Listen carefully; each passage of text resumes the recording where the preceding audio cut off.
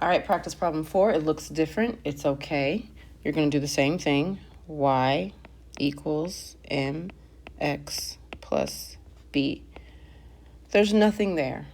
When there's nothing there, that means the y-intercept is 0, okay? That doesn't mean it doesn't exist. It doesn't mean there isn't one. It means it's 0. And that is here at the origin where you will place your y-intercept. Practice problem 2. Y equals mx plus b. B is -5.